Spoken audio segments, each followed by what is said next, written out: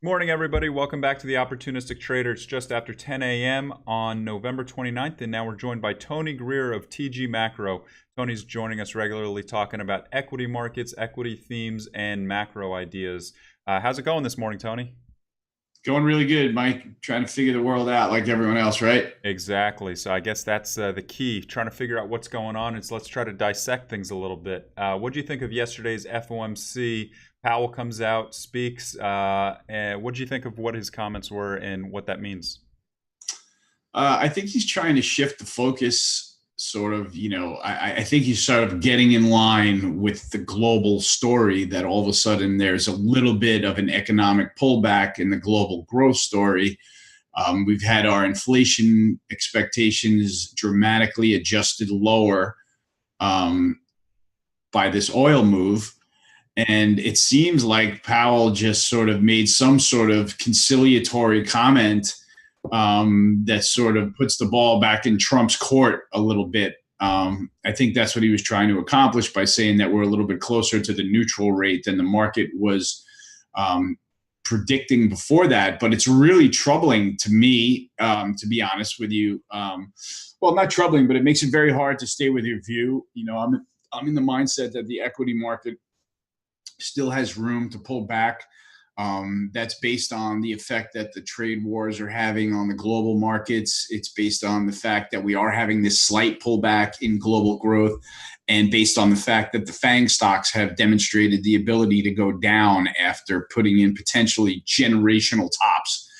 So, with the idea that equities are going lower, Powell comes out and makes a fairly dovish comment yesterday that sort of spikes the S&P 2.5%, and it probably lures in a whole bunch of bulls, and it causes a knee-jerk reaction in the credit markets, knocking the 10-year yields down to 3%.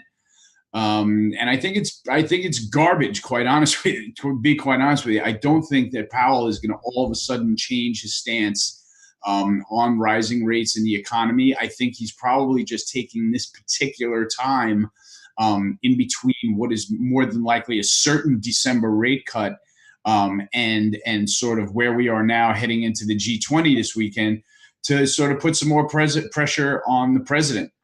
So it looks like the president backed China into a corner ahead of going to Argentina for the G20 by saying that he's going to raise the tariff uh, percentage to 25% on the last 200 billion of goods from 10%. So I think he's establishing dominance there. He somehow managed to establish dominance in the oil market, with oil going from 75 to 50 from the day Khashoggi disappeared. So all the timing of all of these things is really, really conspicuous, and you can point at the president. But I'm not sure if that's just a factor of the president being too big of a factor in our daily lives. Um, Well, we definitely had an explosive move yesterday in equities. We rallied over 2%. And, at the same time, it was interesting. Shanghai was down over a percent last night, and Hang Seng was down 90 basis points. So they didn't participate. But it was a very big rally, and it really took off right after the Fed's comments. But it's interesting because he basically said we're data dependent, and the market had priced in two hikes. Now we're down to one hike. But what he's really saying is, and it's a reasonable thought, we can't project reasonably where we're going to be 18 months from now. We have a massive trade negotiation going on with China, and nobody knows how that's going to play out. If it plays out well, we're probably going to raise rates more than expected. If it doesn't play out well, who knows what happened? It might be rate cuts next. how's it playing out? It's playing out basically unbelievably. It's playing out unbelievably for the U.S. Our But I economy is think it's more of the next 12 months. We know where yeah. we have been, but we'll see what happens based off of even this meeting that they're coming to this weekend. I don't think anybody knows, other than, a few administration officials, what's really going on behind the scenes. No, but what the market sentiment has decidedly priced in is that we are going into a recession, which is utter garbage. Utter garbage. I mean, I don't even know where these people come from. When I hear somebody say recession when the U.S. is printing 3% GDP, our PMIs are above 55, and we've got literally a historic employment situation, and somebody says, you know, Well, they're talking heads everywhere, obviously saying different things. But just wondering, are there any actual Are you talking about the yield curve was signaling that? No, I'm talking about the economy as strong as could be. The U.S. Yep. economy is on fire. No denying it, right? We've got a weak. The only weak section of the U.S. economy is the housing market, and we kind of know why that's happening. The cost of capital just got rifled higher on everybody trying to buy a house.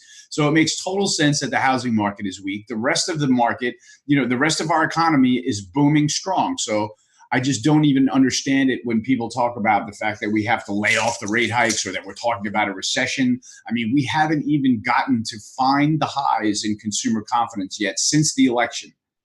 Recessions usually take place sort of a year after we find the high range in consumer confidence, and we still keep ticking higher. So I don't see where we found a range in consumer confidence. I don't see where you can point any kind of fingers at having a much weaker economy than we were 2 months ago or 3 months ago or anything like that. So, the fact that Powell is making a comment about, easing up on rates, put it this way, we were pricing in 3 to 4 rate hikes in 2019. And now if we're pricing in 2 to 3, I mean, that's nice, but we're getting a hike in December and we're still going to be pricing in between 3 and 4 rate hikes in 2019. I mean, if the data totally crashes, maybe that changes, but I don't know. I still think that no matter what Powell said yesterday, that his big picture posture is going to be toward normalizing rates. He's the guy that said he sees the U.S. economy growing and that it can grow faster. And he's also the guy that way back had said that he's not in charge of protecting people's investments. So I think the Powell put is actually a lot lower than people are trying to price in after yesterday's headline. Yeah, no, absolutely. And like you said, things have been moving very well. We are up 3+%. I guess the fear in Powell, maybe why he maybe backs up a little bit yesterday, is we just don't know exactly where we're heading over the next few months based on what might happen with trade. Yeah. And he's given himself some wiggle room. Maybe. So moving to oil, what are your thoughts there? We traded down below 50 overnight, and here we are now at 51.14. I'm bullish on this move down here. Anytime there's a dramatic repricing with lots of devastation in the wake, I want to be a buyer of oil. I feel like we've got the classic setup right now where this 35% move lower took out a couple of hedge funds, took out the whole spec long position. It was literally a knee-jerk reaction to the Khashoggi disappearance and Saudi Arabia's, huge role in the oil price. What seems to have gone on in the last several hours is that Russia, who went from Vladimir Putin yesterday saying that $60 Brent was just fine for them, to them saying that they now potentially see the need for OPEC cuts. So who knows who made that comment, but the timing is perfect to rescue crude oil from a 49 handle, keeps us above the psychological 50 handle.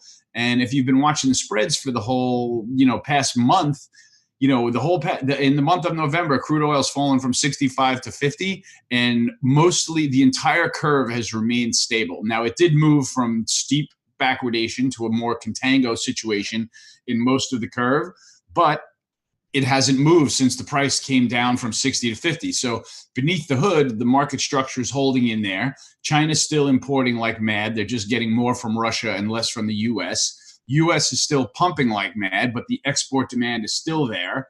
And so I still think that the oil, the low-hanging fruit, is to be long down here and, risking, bailout somewhere in the 40s, looking for crude to trade back up to 65. I don't think the story has changed very much from when crude oil was a $70 item. I really don't. So take me through that. What do you mean by the curve is stable? Where is oil 6 months out trading?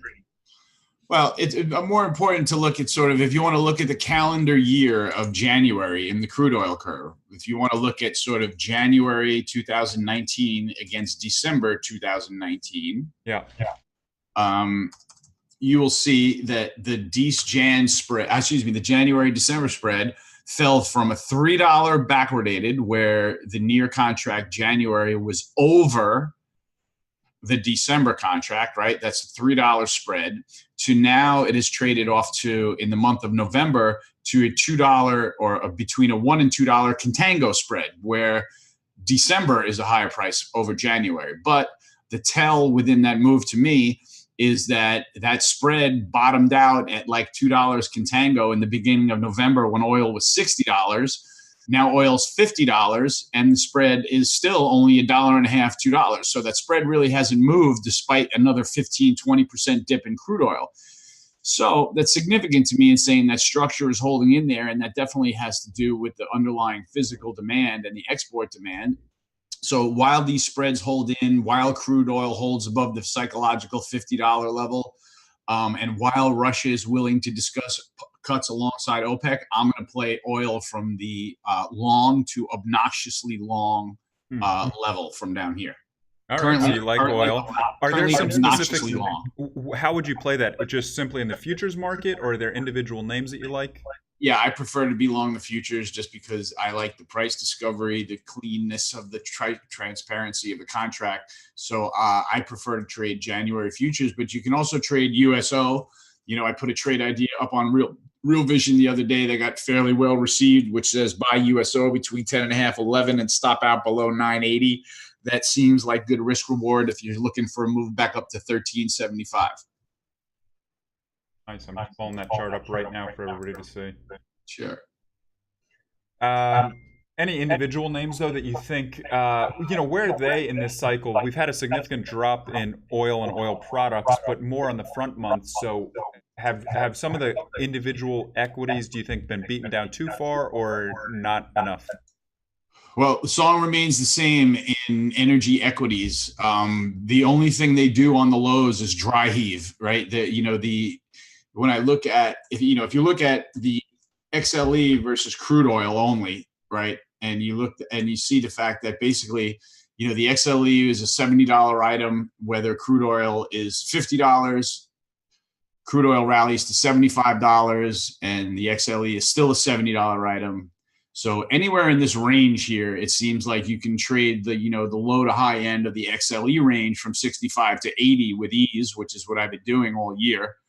I'm still looking for a breakout of the upside through 80, but it's definitely not going to happen with oil down here at $50. But we're seeing a massive spill in the oil services stocks, and we're seeing the E&P names sort of hang in there. So I still think you can play XLE from the long side down here. Stop out below 64 or below the recent low, which is 63.44. So that's the way I'd be playing it. Back to the Fed, we have the Fed minutes coming out today too. Do you get a sense that that'll be important, or the fact that Powell spoke yesterday, that's paramount to everything? Yeah, Powell, whatever Powell said yesterday is going to supersede anything that was in the minutes. The books on the minutes were closed weeks ago, and Powell's, what he came out with yesterday is definitely a new angle and what the market is reacting to. So I think the minutes were sort of diluted by his comments in Dallas yesterday. Yeah. What about any individual sectors in the equity? I know you've been bearish social media for a while. You referenced that I get the sense that you're still bearish that, but can you tell me a bit about that and any other sectors? Yeah, I think it's really convenient that rally yesterday pushed social media sector up to 50-day moving average resistance just under 30, and I'm actively shorting that as we speak. I think it's really interesting that Facebook just came out. Facebook emails just came out and sort of admitted that they were offering a pay-for-play system with user data to advertisers. So the more advertisers paid up, the more Facebook would give them access to your personal data, thus defying the Constitution and the rule of law. But nobody seems to care because, if you found that Chase, for example, Chase Manhattan Bank was selling your information, your bank account number and your address to advertisers, you would be outraged. You would want Jamie Dimon's head on a stick. Yep, right. Yep. But hey, man, it's just Mark Zuckerberg, kid from Harvard. He doesn't mean any harm. He's allowed to break the law. He doesn't really care. His idea is to move fast and break shit. And if you don't like it, you should probably move to another country because they are allowed to do what they like when they like. I mean, Sheryl Sandberg just basically denied that the firm hired an outside source to smear their detractors and then she had to go ahead and admit it once it came out in public. And like, I'm on Scott Galloway's side here, where like CEOs get fired every day for far fewer and less serious infractions than things that we learn about on Facebook on a daily basis. And I still think that stock and Twitter are going to absolutely get buried.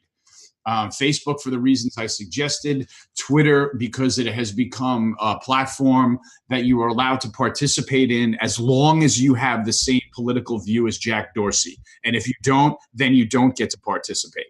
So, as long as Twitter is showing itself to literally just be a partisan platform, I think they're going to continue to suffer and suffer badly. Yeah. So personal question, because you've been bearish Facebook for a while. Do you have a Facebook account? That's funny. That's very funny. No, I have never signed up for a Facebook account, and that's like my one of my trophies to this day is that I never broke down. I mean, I'm a big fan of Instagram, but I'm a visual guy, and I use that to sort of promote my hobbies. And nothing on my Instagram account is about business or markets or anything like that. What's funny? I saw that an article basically saying how difficult it is to cancel your Facebook account. Once you are in the cycle, it's very difficult to, like, you can click the cancel button, but it's not that simple. Like, you'll still stay in the system. People that search for you will still find you. So it's a bit of a mess. I was reading an article about that.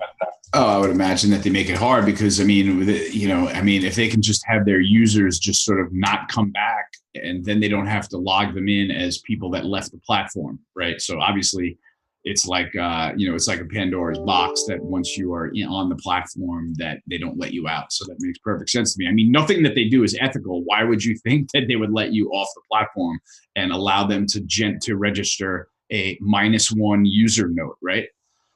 This is technology. There's ways around looking like there's no reason to have to look like a bad company or that you're not succeeding if you're a tech company, right? Especially with Facebook, you just make up the data to look like something else. So I think that's the stuff that's going to come back and bite them in the ass eventually. I guess last thing I'll get you on, any other sectors you're looking at, whether it be healthcare, financials. Healthcare had a nice bounce earlier in the month after the elections. Anything you're looking at basically in the month of December that should outperform, whether it be seasonality wise or based on anything you're seeing? Yeah, I still think that the dollar wrecking ball is going to do damage to the emerging markets. So I'm still postured short in that trade. The home builders look like they may not be done coming apart after yesterday's new home sales number was such a disaster.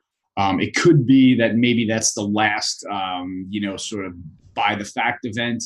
But builders, the builders rallied with the market. I just feel like the odds are stacking up against them. They're getting a little bit of relief with this pullback in rates, but the long end is pretty steady at 3.3% in the 30-year. So I'm starting to get negative builders again. I'm just waiting for a better spot. So builders, emerging markets, and social media is where I've been teeing up my short exposure. Yeah, makes sense. And that's it. We'll play oil from the upside and hope for the best down here, Mike. You can never catch a falling knife with confidence, but you can go to the bank if it works. There you go. Good information. All right. Hey, Tony Greer of TG Macro. You can check out a lot of his information, tgmacro.com. A lot of great information there. Really appreciate you taking the time. Thanks, bud. Have a good day, Mike. Talk to you later. See you, bud.